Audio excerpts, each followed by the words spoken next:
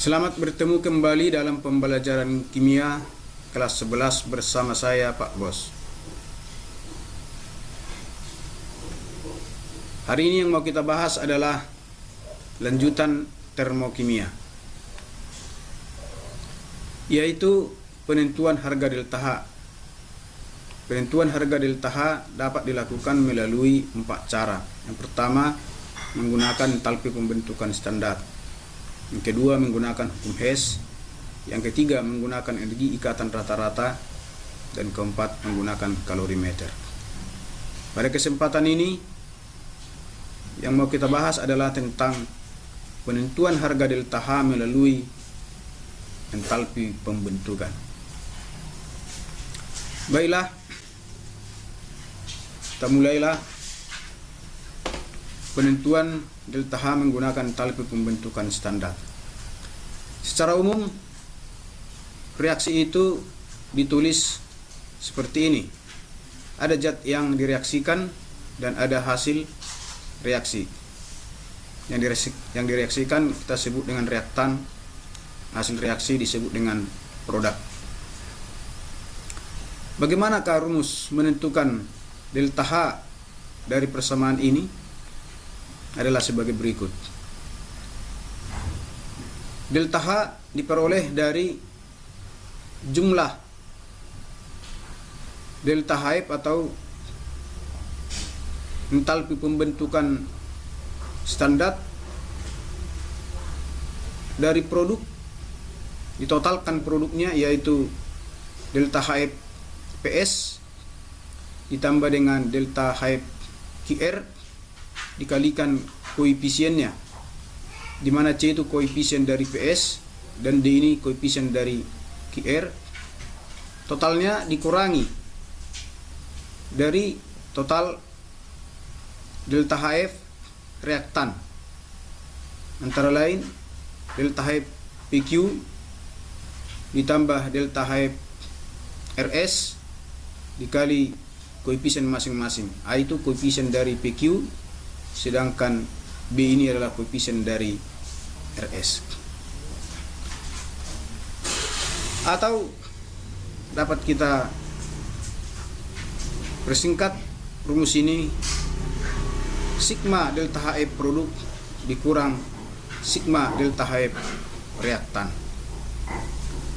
Tentunya delta HF kita sudah pelajari di pelajaran sebelumnya.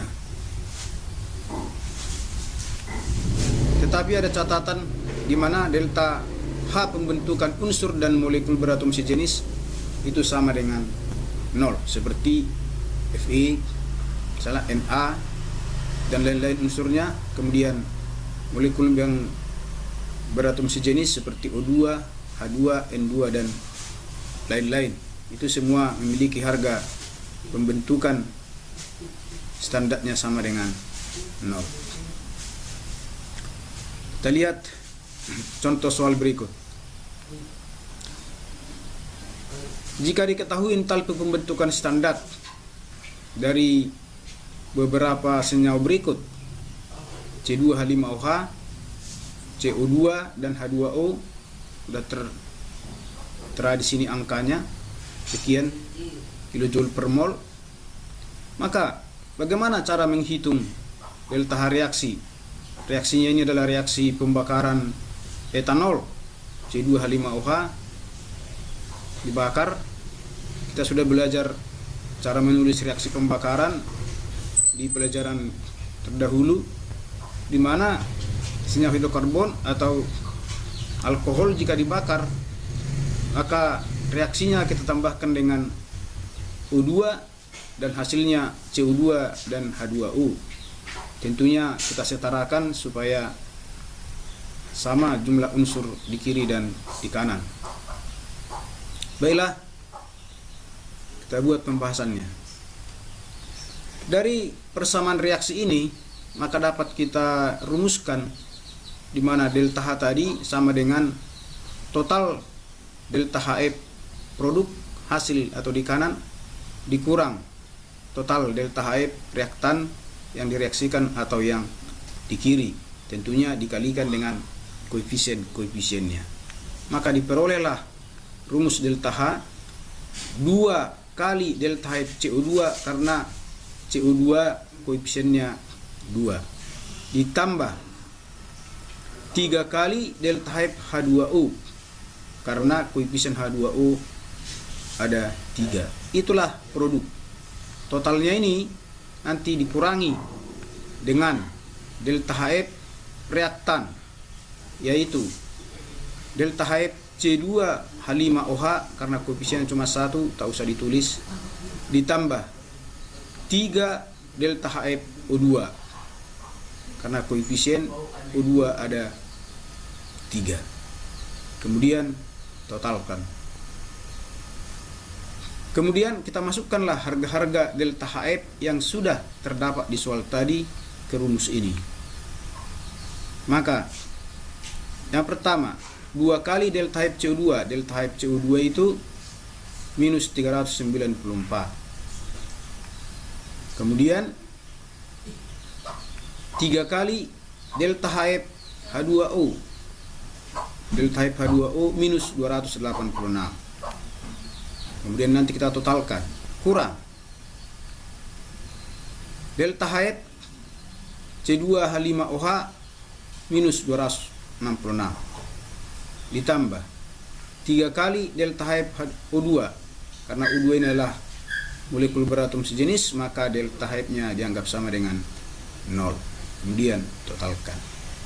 Maka sekarang tinggal perhitungan. Kita kalikanlah 2 kali minus 394 minus 788. Kita kalikanlah 3 kali minus 286 minus 858.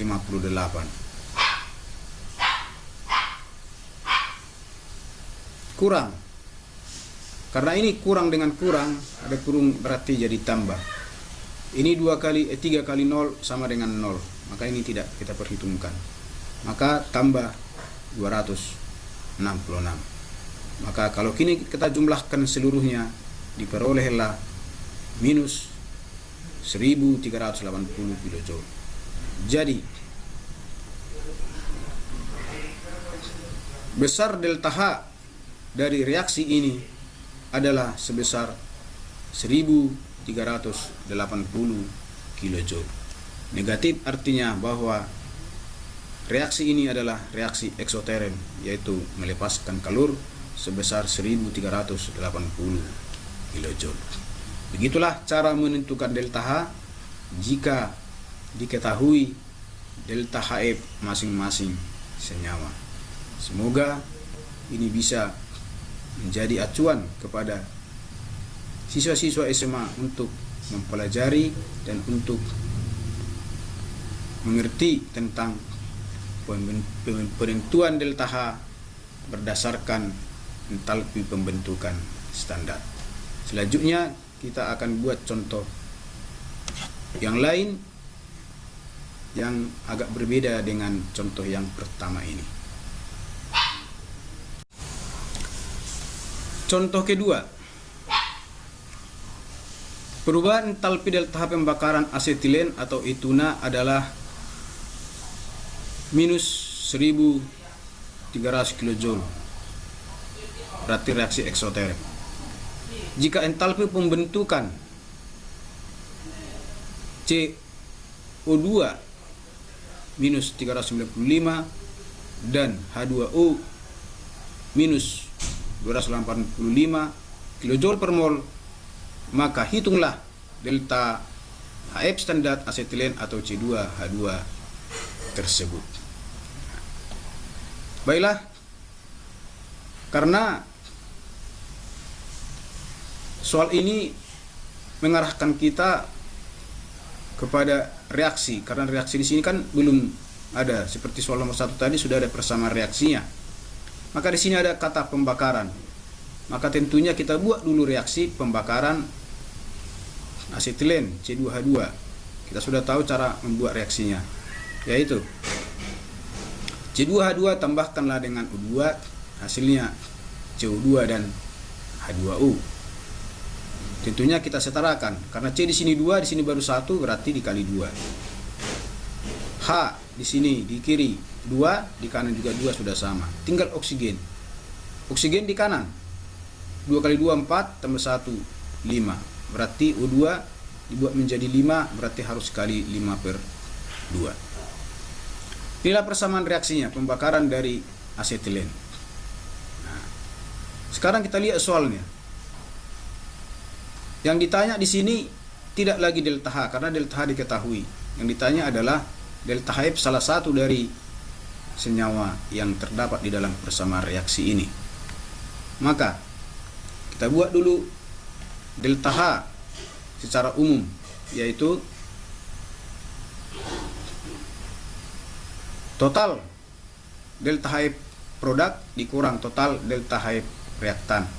Di produk yang pertama CO2, maka kita tuliskan 2 kali delta H CO2 ditambah delta H H2O, koefisiennya 1. Kita totalkan, dikuranglah dengan delta H reaktan. Reaktan yang pertama adalah delta H C2H2. Kemudian delta H O2, koefisiennya 5/2. Kita totalkan.